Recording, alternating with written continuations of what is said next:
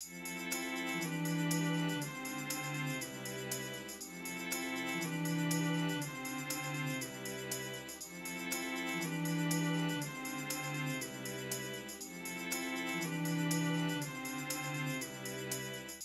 we don't like what Republicans do, we need to get in there and change it.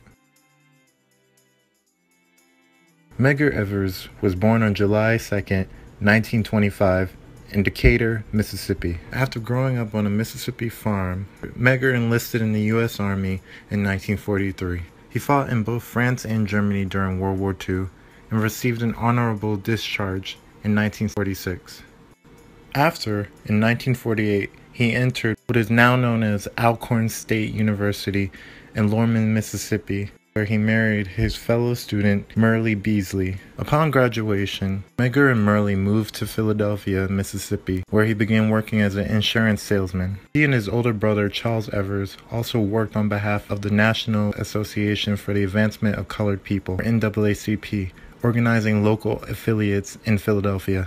Medgar decided to apply to the University of Mississippi Law School in February of 1954. Thurgood Marshall served as his attorney for this legal challenge to racial discrimination. While he failed to gain admission into the law school, Evers managed to raise his profile with the NAACP. He volunteered to help NAACP try to integrate the university with a lawsuit. Later in 1954, Medgar became the first field secretary for the NAACP in Mississippi.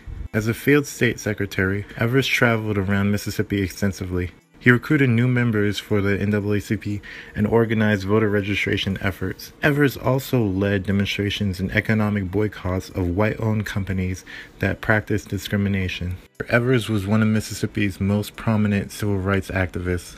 He fought racial injustices in many forms, including how the state and local legal system handled crimes against African Americans. Evers called for a new investigation to the 1955 lynching of Emmett Till, a 14-year-old African-American boy who had allegedly been killed for talking to a white woman.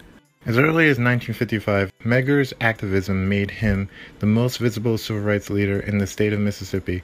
As a result, he and his family were subjected to numerous death threats and violent actions over the years, including a firebombing of their house in May 1963. At 12:40 on June 12, in 1963, Evers was shot in the back in the driveway of his home in Jackson. He died less than an hour later at a nearby hospital. Evers was buried with full military honors in Arlington National Cemetery, and the NAACP posthumously awarded him their 1963 Spingarn Medal.